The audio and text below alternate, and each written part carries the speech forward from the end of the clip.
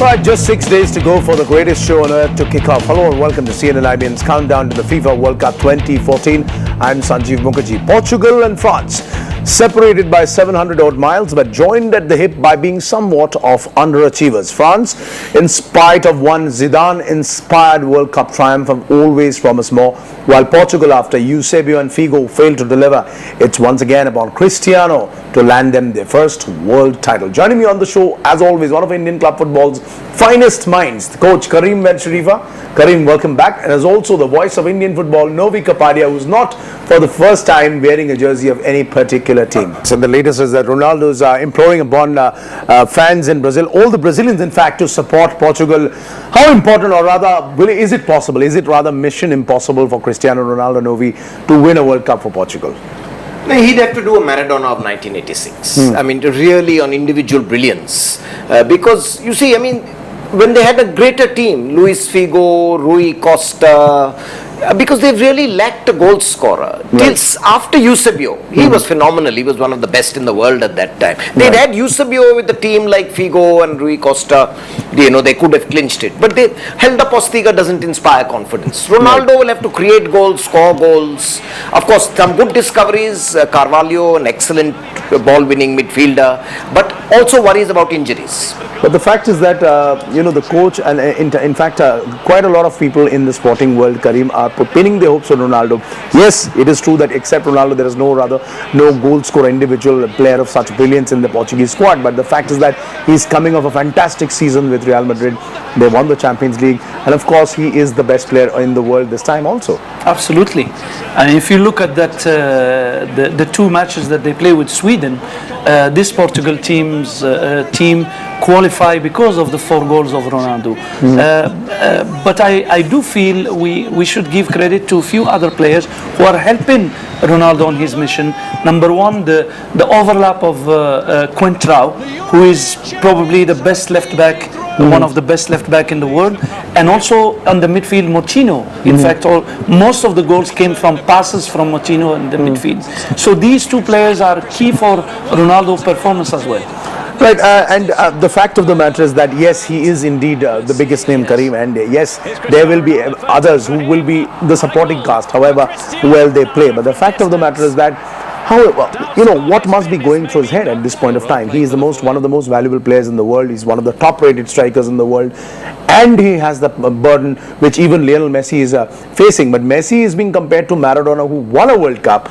But for Ronaldo, perhaps it's difficult in a different way. What Eusebio has failed to do, what Figo has failed to do, Ronaldo has to do that. He had won everything, Ronaldo. You know, he's arguably one of the best, maybe the best player in the world at the moment. What is needed is a bit similar to Messi situation. But I would say Ronaldo's situation is more complicated because Messi have around him strikers who are on fire. Right. Aguero, Higuain, all can score goals. Ronaldo is a bit lonely on that front line because you have Postiga, who is at the end of his career. You have Nani, who hardly played this season. So the most of the pressure, most of the burden will be on Ronaldo. Right, one of the most exciting talents already mentioned, but let's talk a little bit about him in detail. Novi Carvalho, born in Angola, he plays for Sporting Lisbon. His grandfather and uncle, in fact, they played Major League club football in Angola, and he's one of the most exciting talents this time in the Portuguese side. Yes, I mean, like Eusebio again, history repeating itself. You know, players coming out from these smaller countries and now moving over to Portugal, and he stuck to Sporting Lisbon rather than Benfica because he's a Sporting Lisbon supporter. Right. Yeah, he could be one of the finds of the World Cup. He's given his first break by the Sporting, which in fact discovered Ronaldo. Yes, and in fact, you know, this Portugal does in practically every World Cup. You have a new player coming, you know, or in the European Championship. So, and as Karim said, people like Moutinho, they do have a support cast. The worry is the goals and the opening match with Germany. If they lose that, it will be an uphill task because then they have to get at least 4 points from the next 2 matches to qualify. Right, but Karim, the problem there seems to be, you know, also with this, the coach is that yes, he is innovative, he could change his formations, but you look at these names, Bruno Alves, Pepe, Contrao, Mariles, Veloso, the team has not not changed since 2012. There's not a single new player in the Portuguese squad since 2012. Will he actually give a chance to Carvalho? That's some of the critics that is on Paulo Bento. He didn't work on enlarging the pool of players of Portugal national team. So he had faith on a certain players who are, many of them are aging, and it can prove costly, because if there is injuries, there is fatigue, so there is no backup. There is only small pool of players who he is counting on. Right. Karim, quickly let us break it down. Yeah, we'll do it again going into Portugal's first match at sometime later next week. But they usually play 4-3-3. But against Germany, that's the most vital game. Will it be a 4-4-2? Will he be, actually trying Carvalho in behind Veloso, Moutinho and Mireles with Ronaldo and somebody like Almeida up front? Will he be able to do that? I think, you see, the group is very difficult. Germany, Ghana, USA, it's not an easy group. And I think he will keep faith on the 4-3-3, but let's not forget 4-3-3 can be a very attacking formation where you put pressure high on the pitch, but can be also a defensive formation if the two strikers among the three drop back, and it will become a counter-attacking formation. And I think Portugal play more a counter-attacking 4-3-3. Right. Novi, on the other hand, defense. It's like a marriage of paradoxical characters. You've got Bruno Alves and Pepe, both hard-nosed, very good in the air, but where is the coordination? And also you have, on the left, Fabio Contrao, a dependable and versatile player, very low profile, but doing his great service for Portugal for years now. Yes, definitely. What Karim said earlier, one of the best left backs in the world, especially on the overlap. Concentrao, very reliable. But the danger again, you see, in the World Cup, they're going to be yellow cards. There could be red cards. Pepe and Bruno Alves, that is the danger. You're expecting yellow cards, at least 1 through 2 yellow cards for Pepe throughout the tournament. Yeah, and they could miss a vital match. Then their injury problem. But I think, Sanjeev, where Portugal gain, they are the elder brother returning home. Brazil is the only country where Portuguese is spoken as a language. Right. Portugal will get the support.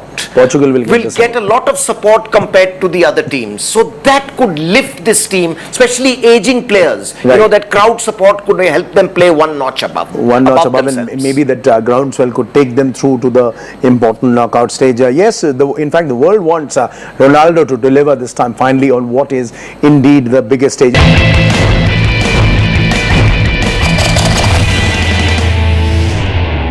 Johan Cabaye, Paul Pogba and Blaise Matuidi, along with Franck Ribéry, will they be able to emulate Zinedine Zidane's World Cup winning feat? That's the housing question. But Novi, the funny part is that we're not going to ask Karim first about the tactics of formation, but about what happens to France, because last time we remember Karim became teary-eyed when he saw that altercation between the players, and Dominic and the team imploded, and they exited in the first round. Karim, I'm sure you're expecting something like that similar this time also. No, I hope not, because that was not only a shame for this national team of France, but shame for a World Cup, because we're talking about highly professional players, and that's what happened. Did hit all the football World Cup, but I think they did a lot of things this season.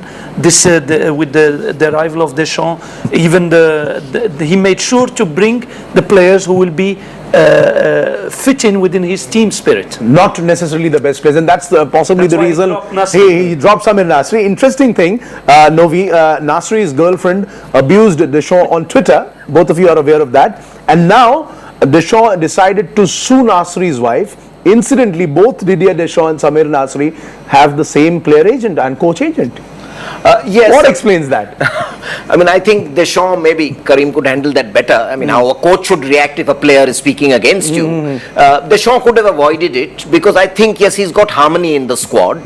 And I think this French team could pull off a surprise. Sanjeev, let's look at it, how lucky they are. They came runners-up in the group, and they've got the easiest group possible in the World Cup. Spain must be kicking themselves. They've gone and got into the toughest group possible in the World Cup after winning their group. And Varane, Pogba, who I think at 21 is probably a better central midfielder than Patrick Vieira and others were, and Frank Ribery at his best. These three players could be game changers. The question is with Ribery, Karim, is the fact that yes, he has been in outstanding form, not just for France but also for Bayern Munich. But it's a very, very long season which ended with a little bit of disappointment. It showed on his face when he did not win the World Player of the Year award after those antics by the FIFA president, which resulted in Ronaldo winning the award. And of course, he had a problem in his back. So he had an operation for a sciatic nerve problem.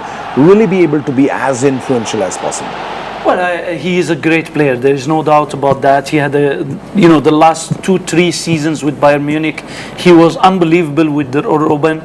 So I think he's a key player for France, especially at the front line. He can create, he can score goals, and I think if he's fully fit, he will have definitely an impact on this World Cup.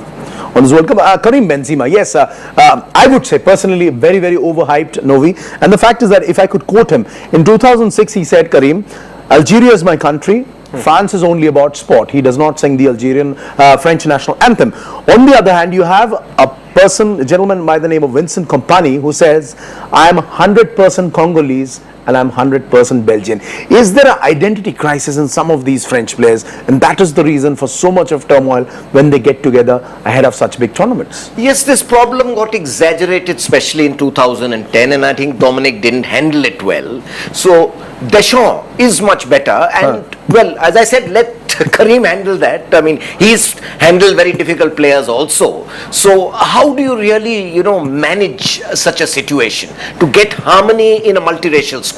Right, Karim, very quickly, we've got exactly 10 seconds. What can we expect from Blaise Matuidi, a personal favorite? I believe he could be one of the big superstars if France does well. He's a key player for that French system. Deschamps rely a lot on him on that midfield, and I think he had a great season and he had a big impact on the French performance to qualify. French football to qualify. Well, will French football, in fact, see a new renaissance brought together by Didier Deschamps and, of course, Franck Ribéry? We'll have to wait for that, and we'll expect Karim to get us all the answers along with the French team when they finally play on the field. On that note, Karim and Sharifa, Novi Kapadia, pleasure as always talking to you here on this show.